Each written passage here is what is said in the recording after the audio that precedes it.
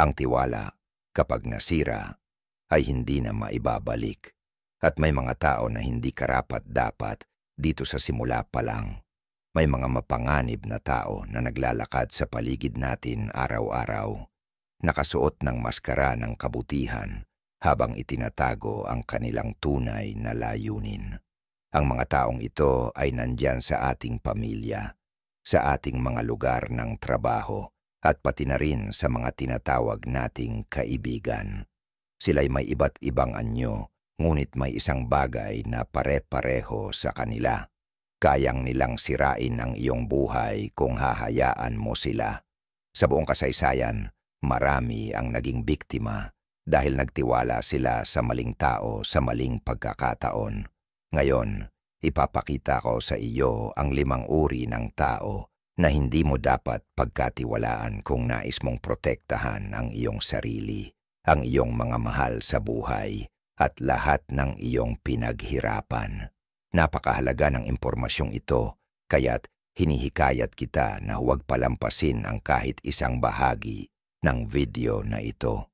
Kung ikaw ay nagmamadali, pwede mong panoorin ito sa 1.5% o 2 beses ng bilis kaysa mag-skip ng mga seksyon, dahil ang mga bagay na hindi mo alam ay tiyak na makakasakit sa iyo. At ang mga senyales na ito ang maaaring maging pagkakaiba sa pagitan ng kaligtasan at kapahamakan sa iyong buhay. Simulan natin sa pagtalakay ng unang uri ng tao na hindi mo dapat pagkatiwalaan. Ang mga taong ito ay naglalakad sa paligid natin araw-araw at marahil ay may isa ka na sa kanila ngayon. Isipin mo ang kaibigan mo na palaging nakakamtan ang gusto nila mula sa iyo. Naisip mo na ba kung paano nila nagagawa iyon ng madali? Ang manipulasyon ay hindi laging halata, tulad ng mga chip na palabas sa TV kung saan ang kontrabida ay paikot-ikot ang kanyang bigote. Ang mga tunay na manipulador ay mas madalubhasa. Hindi nila basta kinukuha ang kontrol, dahan-dahan nilang pinapaniwalaan ka na ibigay ito sa kanila. Iyan ang dahilan kung bakit sila mapanganib. Naalala mo ba yung pagkakataon na pinagsisihan mo dahil hindi mo ginawa ang gusto nila? Matapos lahat ng ginawa ko para sa iyo. Pamilyar ba? Iyan ang guilt-tripping, manipulasyon 101. O paano naman yung pagkakataon na may nagsabi sa iyo na hindi nangyari ang mga bagay sa paraang naaalala mo at nagsimula kang magduda sa sarili mo? Iyan ang gaslighting. At ito ay manipulasyon na parang may steroid. Ang mga taong ito ay parang gagamba na nagbabalang ng kanilang mga sapot. Una, iniiwas kanila sa mga kaibigan at pamilya na maaring makakita ng kanilang pagkukunwari. Hindi naman ako gusto ng ate mo. O ang mga kaibigan mo naiinggit lang sa kung anong meron tayo. Bago mo malaman, mag-isa ka na lang at sila na lang ang iyong umaasa. Minsan, nakita ko ang isang katrabaho na kinuha ang lahat ng kredito para sa isang proyekto ng team, habang pinagdududahan ng aktwal na gumawa ng proyekto na siya mismo ay hindi nakapag-ambag ng sapat. Ang kawawang tao ay nauwi sa paghingi ng paumanhin dahil hindi siya gumawa ng sapat. Ganyang kalalim ang kayang abutin ng manipulasyon sa iyong isipan. Ang pinakamasaklap, habang tumatagal, nasisira ka ng mga relasyon na ito. Naluluma ang iyong tiwala sa sarili. Nawawala ang iyong kakayahan na magtiwala sa iyong sariling paghatol. Nagsisimula ka ng maglakad sa mga balat ng itlog, natatakot na baka magalit sila. Hindi ito ang tamang paraan ng pamumuhay. Kaya paano mo malalaman ang mga manipulador na ito bago nila sirain ang iyong buhay? Pansinin ang hindi pagkakatugma sa pagitan ng kanilang sinasabi at ginagawa. Mangako sila na magbabago, pero hindi naman talaga gagawin. Sisiguraduhin nilang mahal ka nila habang tinatrato ka ng masama. Isa pang red flag? Kung palagi kang nakakaranas ng kalituhan pagkatapos makipag-usap sa kanila. Kung pumasok ka sa isang usapan na tiyak ka sa isang bagay, ngunit lumabas na nagdududa na sa iyong sariling katinuan. Iyon ang iyong senyales na tumakbo ka na. Mga manipulador, laging pakinggan ang iyong kutob. Yung kakaibang pakiramdam na nararamdaman mo, yun ang iyong internal na alarm system na sumisigaw sa iyo. Huwag itong balewalain. Magtakda ng matibay na mga hangganan at panindigan ito. Kapag tinangka nilang lampasan ang iyong mga hangganan at laging mangyayari ito, manindigan ka. Tandaan, ito ang unang tao sa 5 uri na hindi mo dapat pagkatiwalaan. Ang chronic manipulator ay maaaring magmukhang kaibigan mo, ngunit sila'y nagbabalak ng kanilang susunod na hakbang habang ngumingiti sa iyong harapan. Mas maaga mong sila makikilala, mas maaga mong mapoprotektahan ang iyong sarili mula sa kanilang nakakalason na impluensya at muling makakamtan ang iyong kapayapaan ng isipan. Ngayon, naranasan mo na bang may taong tumatawag lang kapag may kailangan? Yung bigla nilang naaalala ang iyong pagkatao kapag sila'y may problema, pero nawawala kapag ikaw naman ang nangangailangan. Yung pakiramdam ng kawalan sa dibdib mo nang matutunan mong ginamit ka. Muli, lahat tayo ay naranasan na ito. Dito natin papasok ang ikalawang uri ng tao na hindi mo dapat pagkatiwalaan. Ang exploitative opportunist. Ang mga taong ito ay dumadaan sa buhay, kumukuha ng kahit anong makakaya nilang makuha habang nagbibigay ng kasing liit na halaga sa kapalit. Hindi lang sila makasarili, stratehiko sila sa pagiging ganon. Naalala ko pa ang sakit sa aking tiyan nang malaman ko na ang kaibigan ko sa kolehiyo ay kontakin lang ako bago ang mga pagsusulit upang humingi ng mga notes. 5 taon ang pagkakaibigan at wala akong maalalang pagkakataon na tinanong niya kung kumusta ako kapag hindi siya nangangailangan ng isang bagay. Ang sakit ng realisasyong iyon ay mananatili sa iyo. Ang mga oportunista ay may espesyal na radar sa pagtukoy ng pagiging bukas loob at kabaitan. Target nila ang mga taong nahihirapang magsabi ng hindi. Kaya't ang pinakamagaang tao ang kadalasang pinakamalaking biktima ng mga ganitong relasyon. Nilulunod ka nila ng iyong enerhiya, mga resources at oras at hindi ka nila binabalikan. Uy, pwede ba kitang hiraman ng pera? Ibabalik ko sa iyo next week. Pero somehow, hindi na darating ang susunod na linggo o kaya'y kinukuha nila ang kredito sa iyong mga ideya sa trabaho. Tumaas ang kanilang posisyon habang binabalewala ang iyong kontribusyon. Ang tunay na nagpapahirap sa kanila ay ang kanilang charm. Ibinubuhos kanila ng mga papuri bago humingi ng malaking bagay. Ang galing mo sa design. By the way, pwede ka bang gumawa ng website para sa negosyo ko? Siyempre, libre lang, pero bibigyan kita ng exposure. Hindi tapat ang flattery. Isa itong kasangkapan, isang susi na ginagamit nila para buksan ang iyong kabutihang loob. At kapag ikaw na ang nangangailangan ng tulong, bigla na lang silang may pinagdadaanan o kaya'y sobrang busy daw sila. Ang opportunist ay bihasa sa art ng maginhawang dahilan. Paano mo naman mapoprotektahan ang iyong sarili? Simulan mong mapansin ang mga pattern. Ang tao bang ito ay kumukontak lang kapag may kailangan sila? Nawawala ba sila pagkatapos nilang makuha ang kanilang kailangan? Nararamdaman mo ba na ang relasyon ay balanse o ikaw na lang palagi ang nagbibigay? Magtakda ng malinaw na hangganan at obserbahan ang kanilang reaksyon. Ang mga malusog na tao ay nirerespeto ang iyong mga limitasyon. Ang mga oportunista sa kabilang banda ay nagagalit o pinapalabas na ikaw ang may kasalanan kapag nagsabi kang hindi. Yun na ang magbibigay sa iyo ng lahat ng kailangan mong malaman. Magsanay na magsabi ng, pasensya na, hindi ko kayang tumulong ngayon. Hindi mo kailangan ng mahahabang paliwanag. Kung talagang interesado sila sa iyo bilang tao, mananatili sila kahit hindi ka kapaki-pakinabang sa kanila. Ang pinakamahirap na bahagi ay ang tanggapin na minsan tayo'y naging kaginhawaan ng isang tao. Hindi nila tayo naging prayoridad. Ang realisasyong iyon ay masakit. Pero ang pagkilala sa katotohanan ito, ang unang hakbang upang makalaya sa mga relasyon na lopsided. Ang ikalawang uri ng tao, ang exploitative opportunist, maaring hindi ka pisikal na saktan, ngunit ninakaw nila ang iyong oras, enerhiya at kabutihang loob kung papayagan mo sila. At sa buhay, ang mga bagay na ito ay kasing halaga ng kahit anong ari-arian na mayroon ka.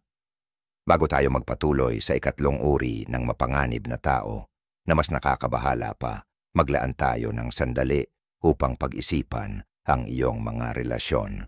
Mayroon bang mga oportunista sa iyong paligid? Kung matutukoy mo sila ngayon, makakaiwas ka sa mga tao ng paggamit at pagtapon. Ngayon, ang ikatlong mapanganib na personalidad na kailangan nating pag-usapan ay maaaring nakaupo lang sa tabi mo sa trabaho. Nagpapadala sa iyo ng mga magiliw na text o kaya'y nakikisalamuha sa iyong pamilya sa mga holiday.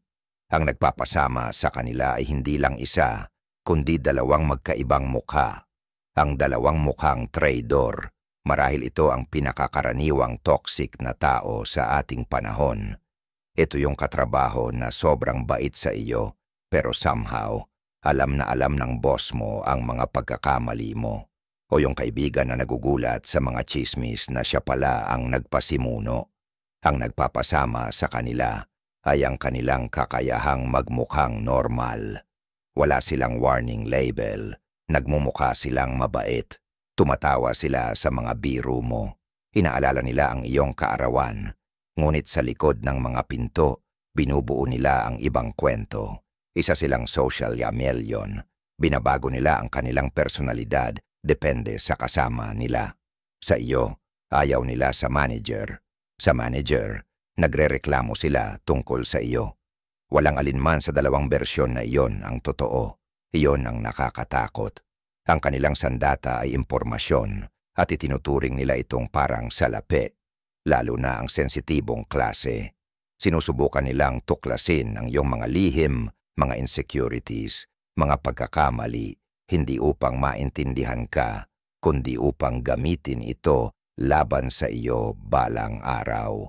Ito ay sa atin lang ha, sabi nila pagkatapos mong ibahagi ang isang personal na bagay. Ngunit somehow, ang pribadong pag-uusap na iyon ay nagiging pampublikong kaalaman ng mabilis. At kapag tinanong, hindi ko iyon gagawin sa iyo. Siguro may ibang tao na nagsabi, ang mga taong ito ay umaasa sa pagpapalaganap ng dibisyon. Ikwento nila sa iyo kung ano ang sinabi ng iba tungkol sa iyo. Maingat nilang binabaluktot ang mga salita upang maghasik ng alitan. Bago mo malaman, nagkakawatak-watak na ang mga buong grupo ng kaibigan habang pinapanood nila mula sa gilid. Ang psikolohikal na epekto ng pagtataksil ay nakakasira. Ang pagiging sinaksak sa likod ng isang taong pinagkatiwalaan mo ay nag-iiwan ng mga peklat na nakakaapekto sa kung paano mo tinuturing ang mga susunod na relasyon. Ilan sa mga red flags na dapat bantayan ay ang hindi pagkakapareho ng kwento, mga aksidenteng paglabas ng impormasyon at mga taong laging nasa gitna ng drama pero hindi kailanman responsable dito. Mag-ingat sa kung paano nila pinag-uusapan ng iba kapag wala sila sa paligid. Kasi ganun din nila pag-uusapan ang tungkol sa iyo kapag ikaw ay wala na. Paano mo naman ma-verify ang tiwala ng isang tao? Huwag magtiwala sa mga salita o pangako. Pansinin ang mga pattern sa paglipas ng panahon. Ang mga mapagkakatiwalaang tao ay nagpapakita ng pare-parehong ugali sa iba't ibang sitwasyon at social groups. Hindi nila kailangang siraan ang iba upang itaas ang kanilang sarili. Pindutin ang subscribe button. Magugulat ka kung gaano karaming tao ang padalos-dalos na pumapasok sa mga toxic na relasyon dahil lang sa kakulangan ng kaalaman na ibinabahagi ko sa iyo ngayon. Huwag hayaang maligaw ang iyong mga kaibigan sa parehong mga patibong. Mag-subscribe para hindi mo mamiss ang mga life-changing insights na ito. Ngayon, habang papunta tayo sa ikaapat na uri ng mapanganib na tao, itanong mo sa iyong sarili, ilang dalawang mukhang tao na ba ang iyong nakatagpo? Mas mahalaga, ilang sa kanila ang nasa iyong inner circle pa rin, na nagpapanggap na kaalyado mo habang lihim na nagbabalak ng iyong pagkatalo. Ang ikaapat na tao na hindi mo dapat pagkatiwalaan ay ang pathological liar, isang tao na ang pandaraya ay naging sining. Maaring ito ang pinakamahalagang aral sa lahat, dahil kapag nahulog ka sa kanilang mga kasinungalingan, ang buong pananaw mo sa realidad ay maaaring mabago ng hindi mo namamalayan. Ang mga pathological liar ay lampas pa sa mga paminsang kasinungalingan o walang malasakit na pagpapalabis na tayo rin ay maaaring nagkakasala. Ang mga taong ito ay nagsisinungaling kahit na ang katotohanan ay mas madali. Nagsisinungaling sila kahit na walang kapakinabangan. Nagsisinungaling sila dahil ang pagsisinungaling ay naging bahagi na ng kanilang pagkatao. Hindi ito tungkol sa isang taong nagbibigay ng papuri sa iyong gupit, kahit hindi nila ito tunay na ibig. Ito ay tungkol sa mga tao na nag-iimbento ng buong kwento ng kanilang buhay, gumagawa ng mga tagumpay, at tinatanggihan ang mga malinaw na dokumentadong katotohanan nang may ganong lakas ng loob na magsimula ka ng magduda sa iyong sariling alaala. Ang nagpapasama sa mga pathological liar ay ang komplikadong web ng kanilang mga kasinungalingan. Sa ang isang kasinungalingan ay nangangailangan ng isa pang kasinungalingan upang suportahan ito, at pagkatapos ay isa pang kasinungalingan hanggang sa makabuo sila ng isang masalimuot na maling realidad, at ipagtatanggol nila ang kanilang bahay ng mga baraha ng may nakakagulat na tindi. Isipin mo ang partner na nagsasabi na nagtrabaho sila ng hating-gabi, pero hindi naman pala. Kapag hinarap, magpapakita sila ng pekeng mga mensahe, pagmamanipula ng mga kaibigan upang suportahan ang kanilang kwento, at gagamitin pa ang sitwasyon upang ikaw ay magkasala dahil nagduda ka sa kanila. Ang antas ng dedikasyon sa pandaraya ay hindi lang nakakagimbal, malalim itong nakakasama, nakakakilabot at nakakatakot. Ang mga pathological liar ay madalas na pinapalakas ang kanilang web ng kasinungalingan sa pamamagitan ng isang malakas na timpla ng charm at intimidation. Kung ikaw ay nabighani, gusto mong maniwala sa kanila. Kung ikaw naman ay natatakot, matatakot kang magtanong. Sa alinmang paraan, sila ang panalo at ang katotohanan ay talo. Ang mga konsekwensya ng pagkakaroon ng tiwala sa isang pathological liar ay maaring magbago ng buong buhay. Isipin mo na lang na madiskubre mo na ang iyong asawa na 10 taon mong kasama ay may pangalawang pamilya, o na ang iyong pinagkakatiwalaang business partner ay kumukupit ng pera habang pinapaniwala ka na ang kumpanya ay nahihirapan lang. Hindi ito mga eksena mula sa pelikula, mga tunay na sitwasyon na nangyayari kapag hindi pinansin ang mga pathological liar. Paano ka magpoprotekta? Mag-umpisa sa pagtitiwala sa hindi komportabling pakiramdam kapag may kwento na hindi tama. Ang ating utak ay natural na magaling sa pagtukoy ng mga hindi pagkakatugma. Ngunit madalas natin itong binabalewala upang maiwasan ang komprontasyon. Huwag patagilid ang iyong inner warning. Mag-ingat. Pansinin ang mga reaksyon na depensibo o agresibo sa mga simpleng, inosenteng tanong. Ang mga tapat na tao ay maaaring magulat o malito. ngunit bihirang maging magagalitin. Ang mga sinungaling, sa kabilang banda, ay madalas sumatake kapag na-corner. Dahil ang agresyon ay iniiwas ang atensyon mula sa kanilang kasinungalingan. Magandang magsanay din ng maingat na pag-verify. Hindi mo kailangang komprontahin ang sinuman ng direkta. Maging maingat lang kapag may nararamdaman kang hindi tama. Sa panahon ng impormasyon, hindi na mahirap mag-check ng mga katotohanan at mahalagang maintindihan na ang mga pathological liar ay hindi laging may masamang layunin laban sa iyo. Minsan, nabubuhay lang sila sa kanilang sariling distorted na realidad at ikaw ay collateral damage lang. Ngunit ang emosyonal na pinsala na kanilang dulot ay tunay na nakakasakit.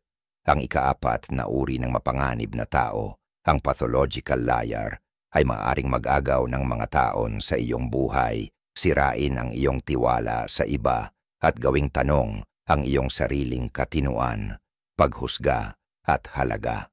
Ang mga emosyonal na pasa na kanilang iniwan ay maaaring magtagal ng isang buong buhay upang maghilom. Habang papunta tayo sa ikalima at huling uri ng mapanganib na tao, maglaan ng sandali upang magmuni-muni. Nakakita ka na ba ng ganitong tao sa iyong buhay? Nakita mo ba sila agad o natuklasan mo lang ang katotohanan matapos ang malalim na emosyonal na pinsala? Ang kamalayan na nakukuha mo ngayon ay ang iyong pinakamagandang depensa laban sa mga susunod na panlilinlang.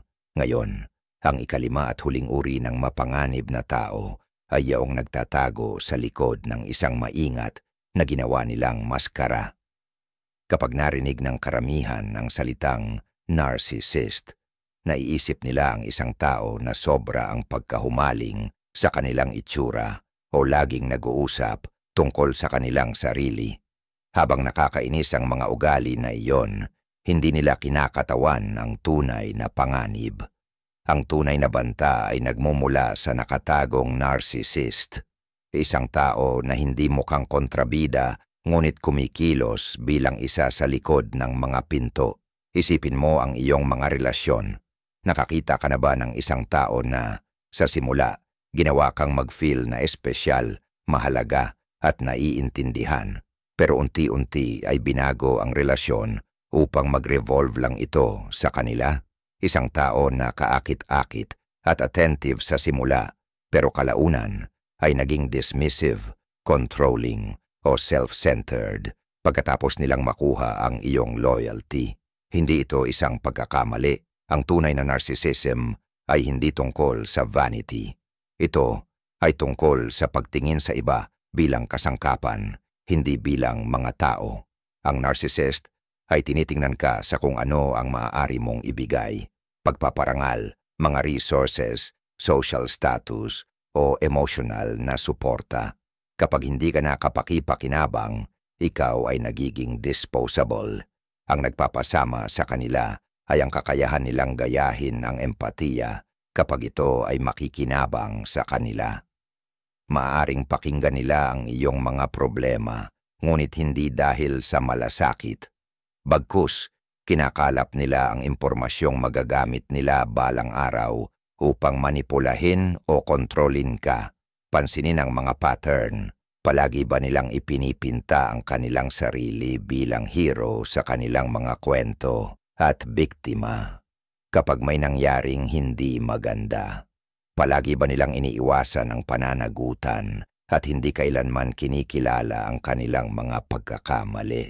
Palagi ka bang ikaw ang nagsosorry o nag-aayos ng mga bagay?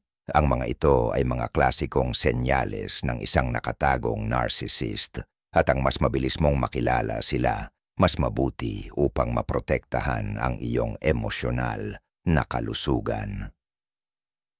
Kapag ang isang narcissist ay kinaharap sa kanilang mga pagkakamali, hindi sila humihingi ng tawad, sila ay umaatake. Iniiwasan nila ang usapan. Ibinabalik nila ang iyong mga nakaraan na pagkakamali. Binabaluktot ang kwento at nire-rewrite ang kasaysayan. Hindi nangyari yan. O masyado kang sensitibo. ang nagiging mga mantra nila. Habang tumatagal, ang pagbaluktot na ito sa realidad ay unti-unting nakakagapi sa iyong pagpapahalaga sa sarili. Nagsisimula mong pagdudahan ang iyong mga alaala, ang iyong paghusga, pati na ang iyong halaga. Napapansin mong ikaw ay nahulog sa isang siklo ng pagsusumikap na patunayan ang iyong halaga sa isang tao na hindi ka talaga makikita o pahahalagahan. Nandoon ang mga warning signs kung alam mo kung ano ang hahanapin. Labis na pagpapahalaga sa sarili na nakatago sa anyo ng kumpiyansa. Mapagsamantalang kilos na tinatago bilang negosyo lang. At hindi makatwirang galit kapag nakaharap sa kahit na pinakamagaan na kritisismo. Naranasan mo na bang pakiramdam mo ay naglalakad ka sa mga balat ng itlog sa paligid ng isang tao, natatakot magsabi ng maling bagay? Napansin mo bang ikaw ay nagiging tahimik, mas maliit, hindi totoo sa isang relasyon para lang mapanatili ang kapayapaan? Hindi ito mga quirks ng personalidad. Ito ay mga alarmang panloob, ang iyong mga instincts na nagsasabing may malalim na mali. Ang unang hakbang patungo sa proteksyon ay ang pagtatayo at pagpapanatili ng matibay na mga hangganan. Ang isang narcissist ay patuloy na susubok dito. Tinutulak upang makita kung ano ang kanilang maaaring magawa. Ngunit sa bawat pagkakataon na ikaw ay magtataguyod ng matatag, nagbabalik ka ng isang bahagi ng iyong kapangyarihan. Ang mga malusog na relasyon ay hindi nararamdaman tulad ng isang pakikibaka. Nararamdaman ito ng mutual na kaligtasan, respeto, at pagiging totoo. Dapat mong magawa na ipakita ang iyong buong sarili nang hindi natatakot sa parusa o pag-abandona. Habang nagmumuni-muni ka tungkol sa mga tao sa iyong buhay, maging tapat tungkol sa mga pattern na iyong nakikita. Minsan, ang pinakamahirap na katotohanan na tanggapin ay ang isang tao na pinahahalagahan mo ay hindi tunay na pinahahalagahan ka pabalik. Ngunit ang pagkilala rito ay ang unang hakbang patungo sa isang buhay na puno ng mga tunay, hindi mapagsamantalang koneksyon. Ang nakatagong narcissist, ang ating ikalimang at huling uri ng mapanganib na personalidad, ay maaaring hindi ka man lang hawakan. Ngunit sa sapat na oras at pagkakataon, maaari nilang sirain ang iyong pagpapahalaga sa sarili, halaga at kumpiyansa. Ang maagap na pagtukoy sa kanila at ang paghihigpit sa kanilang presensya sa iyong buhay ay hindi lamang proteksyon, ito ay pangangalaga sa sarili. Naitala na natin ang 5 uri ng mga tao na hindi mo dapat pagkatiwalaan. Ang chronic manipulator, ang mapagsamantalang opportunist, ang 2 mukha na traidor, ang pathological liar, at ang nakatagong narcissist. Ang maagap na pagtukoy sa mga pattern na ito ay makakapagligtas sa iyo mula sa mga tao ng emosyonal na pinsala, kalituhan, at pagdududa sa sarili. Oo, tayo lahat ay nagkakamali paminsan-minsan. Wala namang perpekto. Ngunit ang pagkakaiba ay nasa konsistensya. Ang isang kaibigang nang manipulate minsan ay maaaring may masamang araw lang. Ang isang taong regular na gumagawa ng manipulasyon ay ipinapakita sa iyo kung sino talaga sila. Paniwalaan mo sila. Narito ang magandang katotohanan. Ang mga malusog, masayang relasyon ay talagang posible. Kapag nalinis mo ang mga toksikong ugnayan na kumakain sa iyong espiritu, makakapagbigay ka ng puwang para sa mga tao na pinahahalagahan ka, hindi para sa kung ano ang maaari mong ibigay, kundi para sa kung sino ka talaga. Laging magtiwala sa iyong mga instincts. Ang hindi komportableng pakiramdam kapag ang mga salita ng isang tao ay hindi tumutugma sa kanilang mga aksyon. Hindi ito paranoia. Ito ang iyong panloob na sistema ng babala. Ginagawa ang kanyang tungkulin ng eksakto kung ano ito nilikha para gawin. Ngayon, na nauunawaan mo ang mga katotohanang ito, Ang pagbabalik sa pagpapabaya ng mga pulang bandila ay katulad ng pagpili ng iyong sariling pagdurusa. Hindi lang ito impormasyon. Ito ay armor para sa iyong puso at isipan sa isang mundo kung saan hindi lahat ay may malasakit sa iyong pinakamainam na interes.